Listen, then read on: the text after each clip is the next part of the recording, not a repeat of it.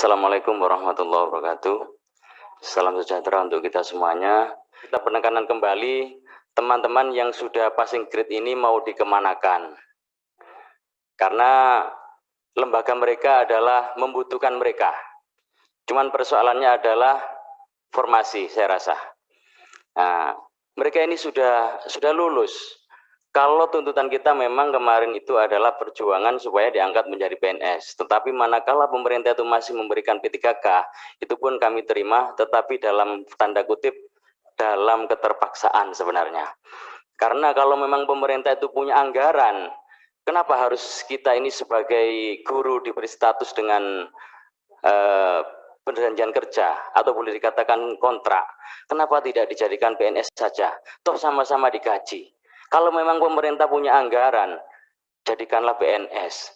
Jangan ada sistem kontrak. Harapan kami seperti itu. Kemudian begitu minimnya yang kedua, begitu minimnya formasi untuk teman-teman PAI, formasi untuk teman-teman guru agama.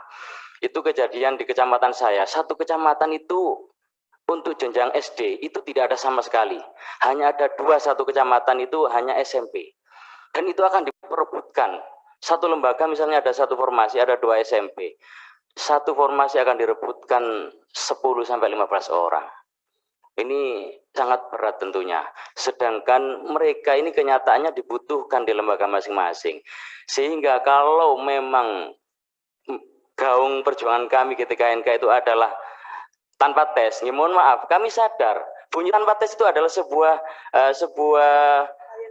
slogan yang kami gunakan memang, yang kami tahu memang tanpa tes itu akan melanggar aturan.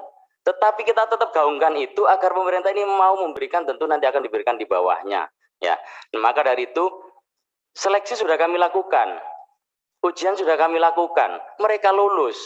Nah, dengan lulus ini harapan di bawah ini sudah rame, mbok yo mereka ini yang sudah lulus ini ada penempatan. Toh mereka itu selama ini mengabdi di tempatnya masing-masing, itu memang mereka mengabdi, tidak mereka asal-asalan daftar saat ada seleksi P3K baru muncul, tidak. Beliau-beliau ini ada.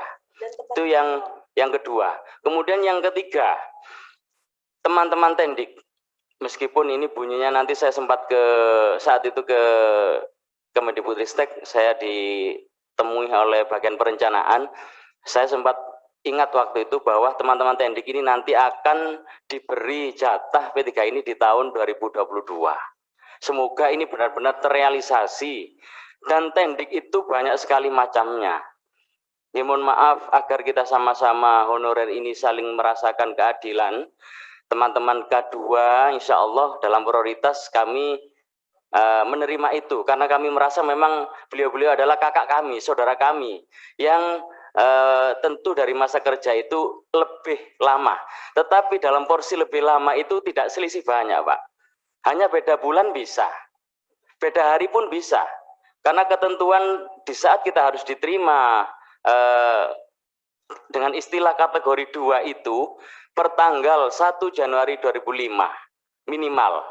Sedangkan teman-teman misalnya TMT-nya di lembaga itu tanggal 10 Januari 2005, otomatis selisih 10 hari tidak bisa tercover di dalam istilah K2.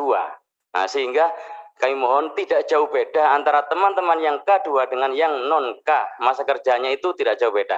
Sehingga monggo sama-sama diprioritaskanlah, toh kami ini juga mengabdikan diri untuk bangsa dan negara ini, untuk mencerdaskan anak didik bangsa, sekaligus teman-teman Tendik ini sangat urgent sekali keberadaan beliau-beliau karena salah satu contoh operator.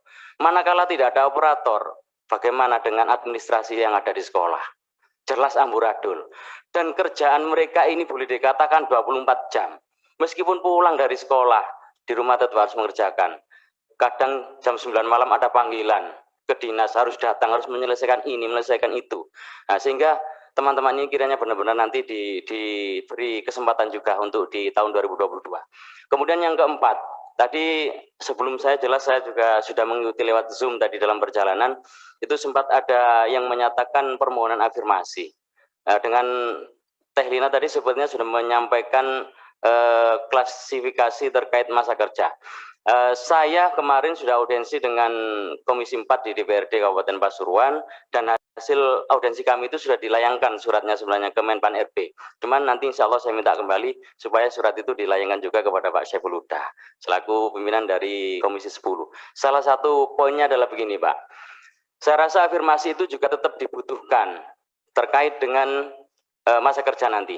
Yang kebetulan kami sudah menerima afirmasi 15% kalau untuk teman-teman 315, kemudian 10% untuk teman-teman K2 sekaligus penyandang disabilitas. Dan manakala teman-teman K2 itu usianya 35 tahun ke atas, otomatis beliau-beliau juga akan dapat afirmasi double. Nah, itu juga akan menguntungkan. Dan satu sisi, afirmasi dari masa kerja, mungkin ini juga akan menjadikan sebuah bentuk keadilan bagi teman-teman yang punya masa kerja. Kami kemarin sepakat dengan Komisi 4 DPRD itu, masa kerja kami disepakati 3-5 tahun itu kiranya diberi afirmasi 15%. Kenapa kami menyampaikan 3-5 tahun? Karena ketentuan dari bisa mengikuti seleksi P3K itu adalah minimal punya masa kerja berturut-turut masuk di Dapodik minimal 3 tahun. Sehingga mohon maaf, manakala ada yang Dapodiknya belum 3 tahun kok bisa ikut seleksi P3 tahun ini perlu dipertanyakan juga. Ini banyak terjadi di lapangan, sehingga merugikan teman-teman yang punya pengabdian lama. Nah, kami punya usulan itu. Kemudian masa kerja 6-10 tahun, itu afirmasi yang kami minta adalah kelipatan 15 adalah 30%. Kemudian masa kerja 11-15 tahun, afirmasinya 45%. Kemudian 16 ke atas, afirmasi yang kami minta adalah 100% sebenarnya. Sama halnya dengan teman-teman yang sudah berserdik. Kenapa kami minta 100%? Karena dengan alasan tidak layakkah pengabdian 16 tahun disetarakan dengan teman-teman yang berserdik. Teman-teman untuk bisa mendapatkan serdik itu harus mengikuti pendidikan diklat selama 6 bulan. Setelah mengikuti 6 bulan, beliau-beliau ini dapat serdik, sertifikat pendidik. Apakah tidak pantas teman-teman yang punya masa kerja 16 tahun disandingkan dengan beliau yang mengikuti pendidikan selama 6 bulan? Dan terkait serdik, ini teman-teman swasta sangat diuntungkan. Karena cukup dengan SK yayasan bisa mengikuti pendidikan atau pendidikan PPG tersebut untuk mendapatkan sertifikat pendidik. Sedangkan kami yang ada di sekolah negeri tidak semudah itu, Pak. Harus ada SK dari kepala dinas minimal atau SK dari kepala daerah bupati. Sedangkan bupati ketakutan untuk memberikan SK karena menganggap nanti kalau memberikan SK akan benturan dengan PP 48. Nah, ini akan terjadi benturan. Tetapi Pak Syaiful Huda, mungkin nanti bisa dijadikan sebuah terobosan. Itu adalah sebuah PP. Dan PP itu porsinya ada di bawah undang-undang. Sedangkan Undang-Undang Guru dan Dosen nomor 14, itu guru diharuskan untuk mempunyai sertifikat pendidik. Artinya guru itu diharuskan ada sertifikat pendidik, dan untuk memenuhi bisa mengikuti sertifikat pendidik itu harus ada SK dari Pemda kita. Nah, maka dari itu, apakah nanti boleh dikatakan salah kalau seorang bupati atau wali kota atau kepala dinas memberikan SK, sedangkan pedomannya adalah undang-undang. Kalau PP 48 itu adalah PP. Nah, dan PP itu porsinya masih di bawah undang-undang. Nah, maka dari itu semoga ini nanti akan terjadi terobosan yang sekiranya juga bisa memudahkan teman-teman yang sudah bisa mengikuti serdik, kiranya mereka honornya bisa dicairkan. Banyak dari daerah itu yang punya serdik tapi belum bisa dicairkan. Itu memang. Tapi sekali lagi teman-teman swasta diberi kemudahan untuk bisa mengikuti PPG, artinya dapat sertifikat pendidik itu sangat mudah dengan SK cukup dari kepala yayasan, ketua yayasan, mohon maaf. Dan kalau tahap 2 ini teman-teman swasta sudah diberi kesempatan untuk boleh mengikuti seleksi ini, artinya kita sudah harus tarung bebas, seperti apa yang sudah disampaikan oleh Bu Nunu, Sekretaris Dirjen GTK. Kalau nanti serdik itu mereka gunakan teman-teman swasta, otomatis mereka sudah dapat poin 100%. Sedangkan kita yang di negeri tidak punya serdik, apa tidak terpental dengan otomatis? Mereka punya pengabdian di lembaganya sendiri. Andai kata, mohon maaf, mungkin dipilah. Mereka di swasta mungkin bagaimana cara regulasi mereka, mungkin ada perekrutan sendiri di swasta, sedangkan kita di negeri yang selama ini yang saya tahu pengangkatan PNS itu memang naungannya naungan negeri. Kita pun mengabdikan diri di lembaga negeri itu dengan harapan juga akan adanya pengangkatan PNS. Tetapi sekarang pemerintah memberikan P3K. Kami terima sekali lagi dengan tanda kutip dalam keterpaksaan. Nah, sekali lagi, nanti kita harus tarung bebas. Ya semoga saja masih ada prioritas kembali untuk teman-teman yang ada di sekolah Indo.